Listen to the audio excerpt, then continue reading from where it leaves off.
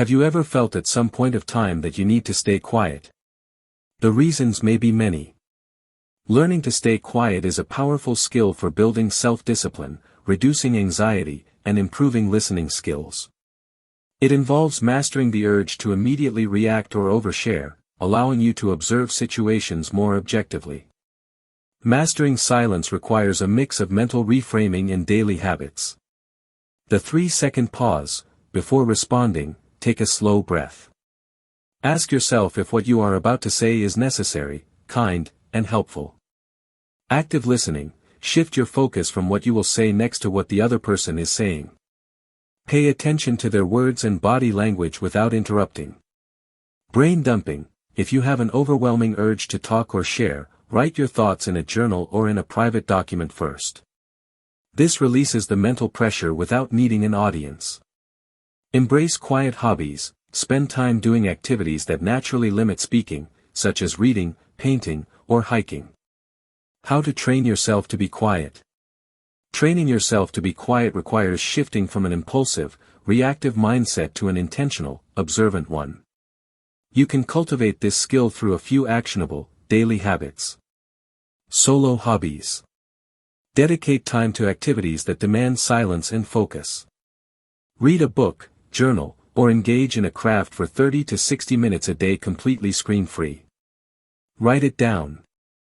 If you are bursting with thoughts or opinions, keep a notepad handy and jot them down rather than saying them out loud.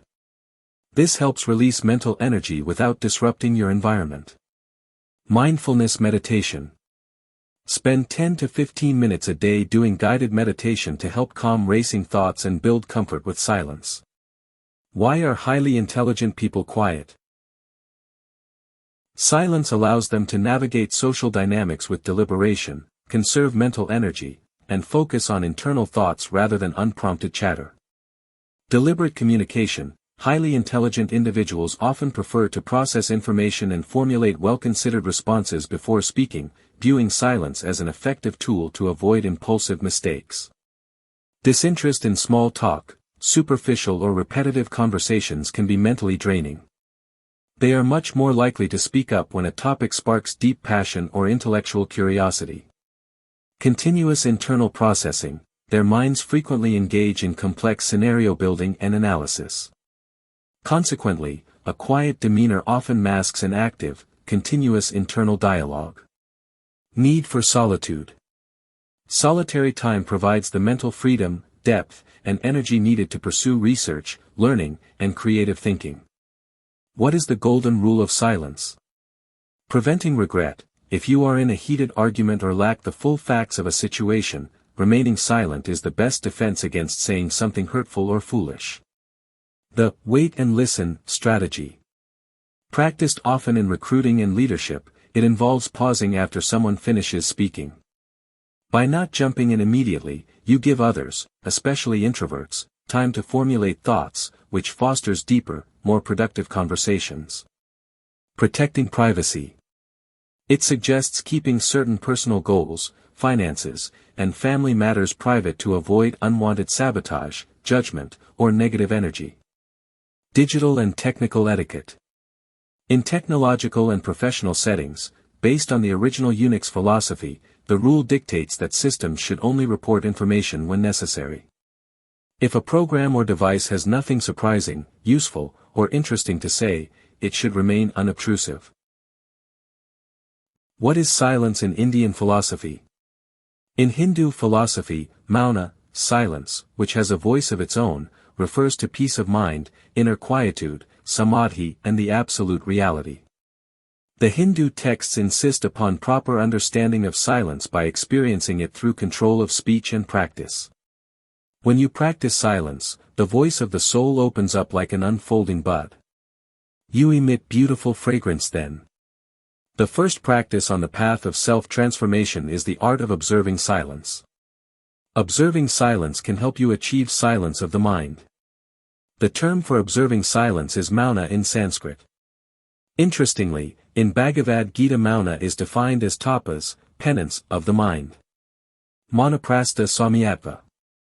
Maunam atmavinigraha. Bhavasadhir ityata. Tapo Manasum Usiate, BG 17.16.